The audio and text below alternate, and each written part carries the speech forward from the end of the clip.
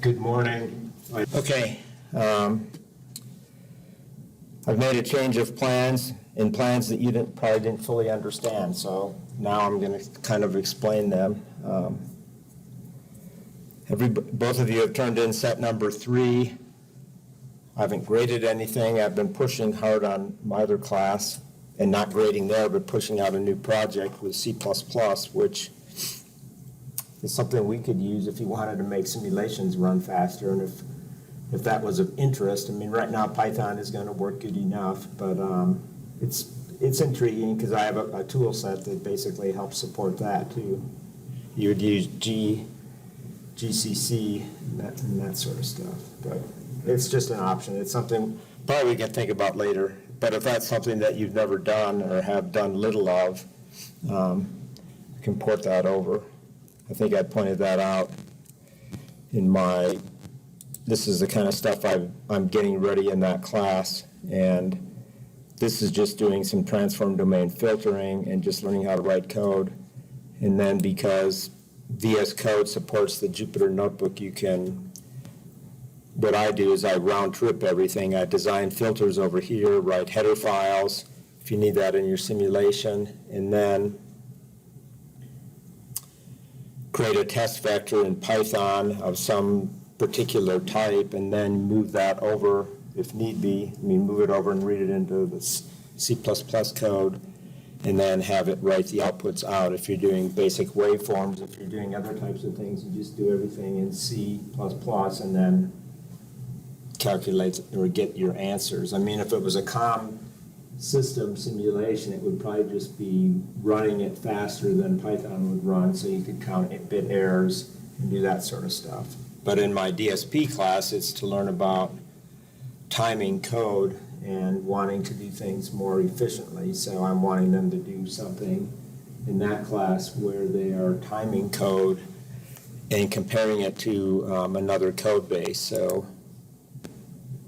I'm using this include called Chrono to go ahead, and you can see in the upper code window there, have a start time and a stop time, and then just time code.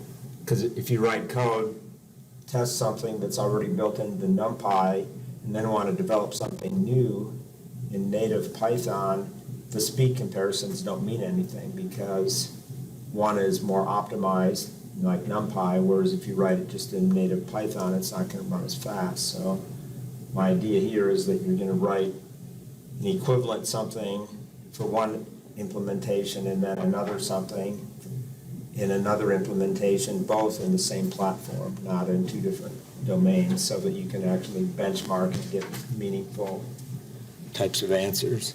For us, the main thing is, in this class, it's mainly just getting results. So that nicely crashed on me again too, but I'll start it up again.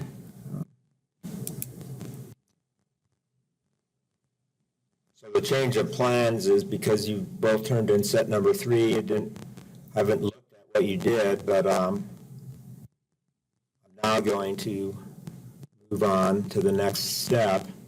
And this was at the bottom of the hints page. I don't know if any of you saw this or not. You did? Okay. So let me explain, since now that they're both turned in, my plan was to give out the take-home exam by posting it like tomorrow or Wednesday. And then we'd go over it on Monday of next week to see if there's any questions, and then you'd wrap it up and turn it in. But now, I just assume, since I don't have another assignment out there, and I can push another assignment out there, but I don't really want to do that. I'd rather you just work on one thing at a time. So this way I can have you roll right into the take-home exam, which is not that significant given the small class size and the fact that you don't work together, because you just don't work together, right? I mean, but if I had a larger class, I'd have people that were needing to be put on orders to say, this is a take-home exam, you work by yourself, you don't consult others, you don't consult online solutions manuals or any of that kind of stuff. So I'm just going to give it out to you right now, and then we can talk about it. So, because I'm on my tether, I'm just going to let you come up and grab the 2 sheets right there.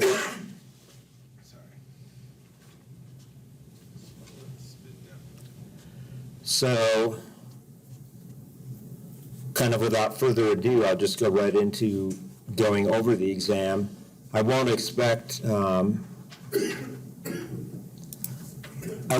you to have read it through and ask questions, so I'll still allow a time next Monday, the first thing, if there's any things that as you've worked on the exam over the week, you've got questions and want clarification, because I want you to get it right. I don't want you to say, I guessed at this, and I think this is what you wanted. I want you to be able to just say, this came up while I was working on it. Can you clarify it? So, but I will do a quick overview of it, and then I'm going to bounce back and look at the solutions to set number 3, which actually set up one of the problems you've already worked, set up one of the simulation problems you're going to work on this. So I'd like to talk a little bit about that. So these problems cover the material up to where we were last week. And what we're starting on today is non-coherent digital comms. That's not represented on these problems. I, in particular, made sure I would not do that, although now that everything's happened, I could have done that. But at any rate, first one is a probability problem. Second one is a random process problem. Don't really have a whole lot I can say about those. Third one is a combination of theory and a little bit of measurement tied in with it. So it's a 10 megabit per second Ethernet, which is archaic, but it still exists in the standard, and it was the very first thing that I used. So what type of baseband modulation did it use? It used biphase, or Manchester encoding. Have you bumped into it? Yeah. So We still support decoding it and all that. yeah. So here's what the pulse shape looks like for that scheme. And so you developed a mass filter for it. It's pretty obvious what you have to do, but I want you to go through it. And then an interesting aspect to this problem is it pretends that you're in a 50 ohm environment and you're actually wanting to find out what it says, tells you what the voltage is on the transmission line, the value of N naught in dBm per hertz, and then it says find the amount of cable loss in dB that can be tolerated such that you can achieve a 10 to the minus 9th error rate. So probably the hardest thing about this problem is not what we've been going through, it's just going through the analysis of what is the power, what is the energy per bit, considering the fact that it's in a 50 ohm system. So you just have to work through that type of analysis and then incorporate a loss factor in the cable, so many dB, and then back out of that through the error probability calculation, the Q function or whatever, and tell me what the maximum attenuation could be. Why would that be a concern in a practical matter? How long can the cable be from the head end to your computer?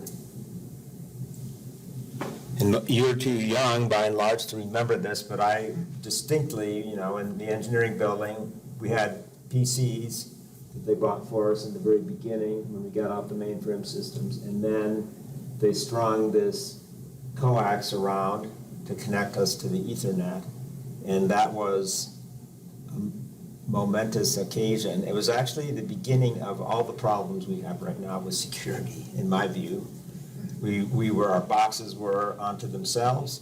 As soon as I knew that Ethernet coax was plugged into the Ethernet card in my desktop computer, I went home that night thinking something bad could happen because there's a cable plugged into my computer, and it's not a power cable, it's an information cable. So I'm saying that because that changed things a lot. It was just the beginning of what has now been continuing. Wireless is now the most common way of doing it, but still having some cable that I knew was shared with everybody else in the building. Have any of you ever thought about that? Like, if I turn my wireless off, I know I'm secure onto myself, but as soon as I turn it on, I have the potentiality for somebody breaking in. I just joke about that because I say if we would have never done that, we'd be fine if we just use the flash drive, and we're very meticulous with that or something.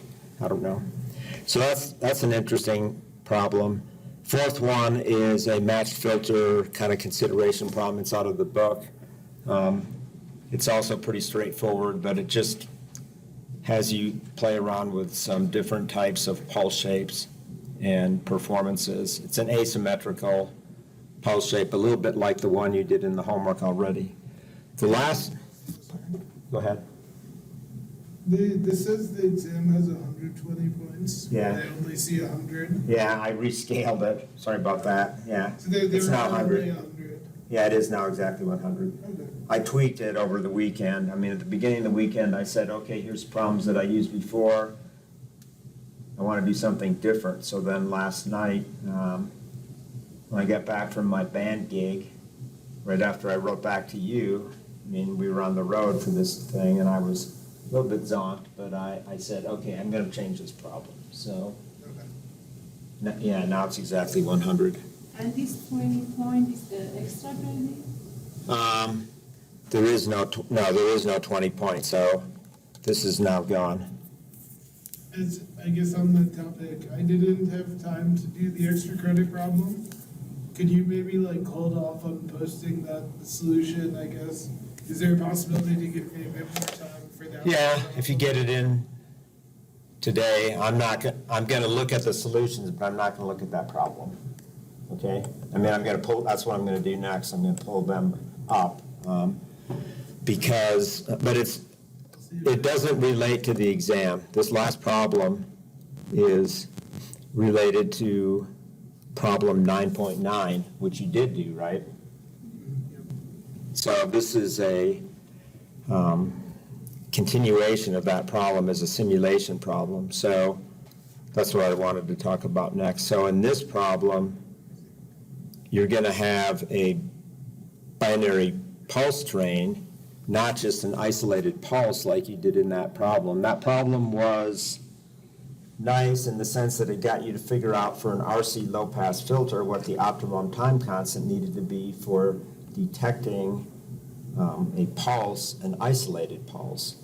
And is not a real practical scenario. It's good if you're trying to detect some one-time event, like did somebody just signal me this singleton message of a single pulse, and I have to decide how to react to it, like launch a nuclear weapon or something like that. But that's kind of atypical. Typical would be you want to send a string of binary information, right? So this one looks at it in a different context, and it says, okay, suppose we have a NRZ bit stream, and we're going to not design the optimum match filter. We're going to use this RC low-pass filter, which in the discrete time domain is equivalent, and this is the little model I have written down here. It's equivalent to this first-order difference equation, filtering the received signal plus noise. And the parameter A, to equate it back to an RC low-pass filter, this would be using impulse invariance, a technique for digital filter design. The coefficient A would be e to the minus 2 pi, the 3 dB cutoff frequency of the RC low-pass filter divided by the sampling rate.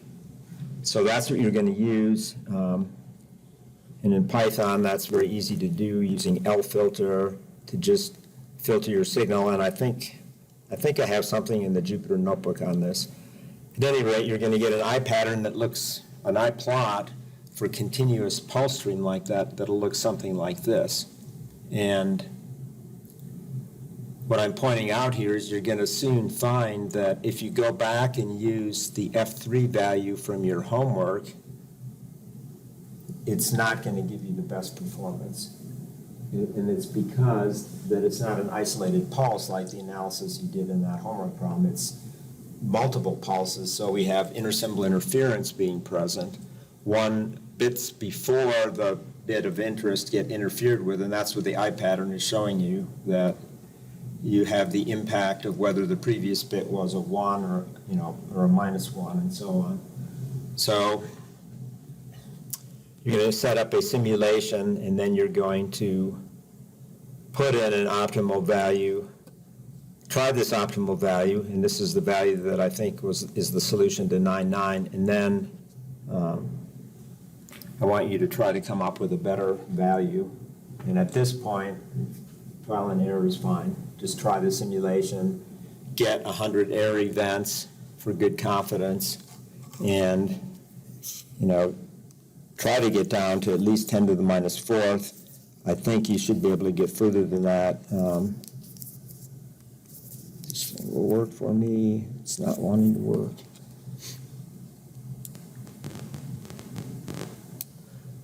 I think I got my curve plotted out nicely to 10 to the -6th.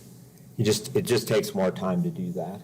And that's where optimized C code would be better than Python, perhaps. But I would also like you to ponder this. Is there a better choice for F3? I'm not going to say I encourage you. I'm going to say I'm demanding at this point because you guys are working really well, so you're going to want to try it, right? Doesn't curiosity kill the cat? I mean, you got to be curious about things, so you got to go for it. So do you want us to plot with a lot of different A values, or can you just kind of have some proof that we had some code and Yeah, I'll see your code, and I'll see that you've got that filter in there with A, and then you'll show me an I plot for a particular signal to noise ratio, and then you'll see the I gets more open. I mean, you have to do it with noise present, that's part of it too, but then you'll see that the I gets more open, and the error probability, the error counts are less if you do something with the time constant. And I think intuition, I'm trying to remember, I don't remember, now I have to think back to what the answer is. If the time constant gets bigger or smaller, I think... I imagine smaller would reduce ISI. Yeah, that's right. It's going to make it more susceptible to noise then, right? Yeah. But that's a trade-off, and that's one of the important trade-offs throughout the entire digital comm world is what do we have to do? And it's not just signal, it's not just noise, it's remember the match filter theory says it's the optimum signal to noise ratio at that, sampling instant. Mm-hmm. And here the sampling instant is always going to be, right on the timing mark of, here it's 15, but however the plot comes out. I'm wondering maybe, this is way off topic, but wouldn't there be a way to kind of reset the internal accumulator every time you receive a symbol? Yeah, you can do that. But the match filter actually doesn't require you to do that, but yeah, you can do that if you want to. The thing is, though, is you really, in this case, because it does have memory over more than one symbol, you can look at that if you want to. It's just something to do in code, right? You would time it, and then the instant you made a decision on a bit, you would immediately take the filter, called filter state. Because I imagine that would have good performance, but you'd have to synchronize when you reset your state. The state is there, right there, right? Yeah. Y of n minus 1. So as soon as you make a decision,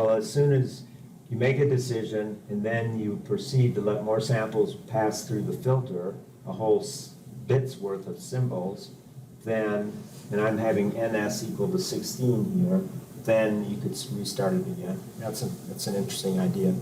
I'll have to try that myself. A long time ago when I built digital comm stuff in the very beginning of my career, I did do a project where I actually used a reset integrator. I mean, I used, if you can think back to your electronics experience, you have an integrator with an op amp. You and can then- shorten the cap, I imagine. Yeah, using an FET switch is what I did. I used an electronic switch, an analog switch. That's where I got that idea from. Yeah, and that's exactly what I did in one project that I worked on. Okay. The idea is to just play with it. I mean, nowadays you wouldn't do this type of filter. This was motivated by Dr. Ziemer's question, which is motivated by analog circuit design. But in really high-speed digital, maybe you don't want to run the DSP fast like that. So maybe you want to have some analog processing still in there. And when I was first working in industry, I was working at 1 gigabit per second, and that was back in 1978. A long time ago. We didn't have the ability to do the things we have right now. Our logic gates ran at about somewhere, I mean, they were reliable up to at most 1 gigahertz clocking speeds. They were kind of flaky there. At 500 megahertz, they were pretty good, but that was an emitter coupled logic family that was developed internally to where I was working. Things changed a lot over the years. And that logic family was very power sucking. I mean, emitter coupled logic. Did you learn about, either of you learn about emitter coupled logic ever in electronics? Is that related to TTL? It's another family. There's TTL, there's CMOS. There's originally RTL, which is not register transfer logic, but it's resistor transistor logic is what that stood for way back when. And then there was ECL, emitter coupled logic. It's emitter coupled logic is something you did learn about the differential amplifier in electronics, right? So emitter coupled logic is based on differential amplifiers made with NPN transistors typically, and you can make flip-flops and gates out of the that. You know, I'm holding up my hands to say there's 2 transistors here, and my fingers are the emitter and the collector, and then the base is cross-coupled. Well, you couple it in a way to make a flip-flop, but that's what emitter coupled logic was. And then you could have in the load resistors sitting up at the top of the collectors, you could have a 50 ohm resistor up there, and you could drive transmission line with a matched 50 ohm driver that way. It took a lot of power though, because you had to get a certain number of volts swing into the logic, so that means you have to pass so much current through the 50 ohm resistor, and that means you're using so much power. And they were in these little tiny flat packs, flat pack packages, which were really, really tiny, but it's nothing like today. It was a single, logic gate or flip-flop or D flip-flop per package. So this is one that's kind of interesting. It gives you a real hands-on flavor and lets you play around with stuff. So now I'm going to go over and see if I can find that over here.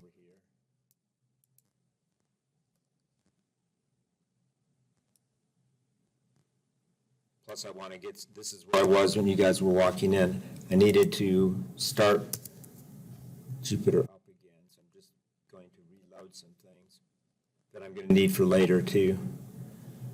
So I don't know if I'm going to want the BPSK that I had in here, but in the ASK I'm just going to run it all so that I'll have it in case I need it for something.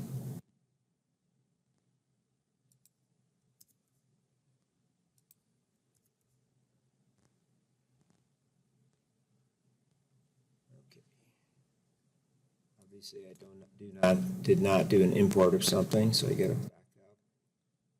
Midterms, you want that to be in the same kind of format as the homework, right? With Python code and graphs attached. Yeah. It's essentially the same thing. It's just an example. Yeah. Okay. for you guys, because you're independent, there's nothing different really at all. It's just the way I'm going to do it to be consistent with how I've done it in the past. Okay, I got to figure out where did that go to.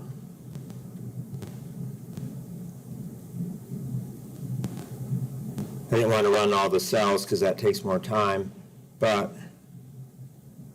I obviously have an import in here that didn't get taken care of. Oh, I probably didn't run this cell. That's the reason why. I didn't have digital com. Wasn't here. So if I go back down here and run this cell, now it should be okay. And then I have FSK.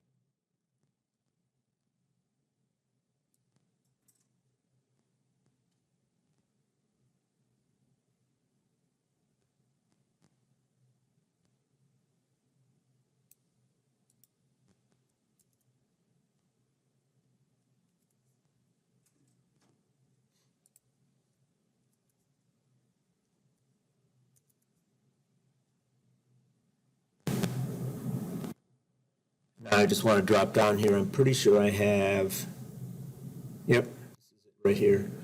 So this is very much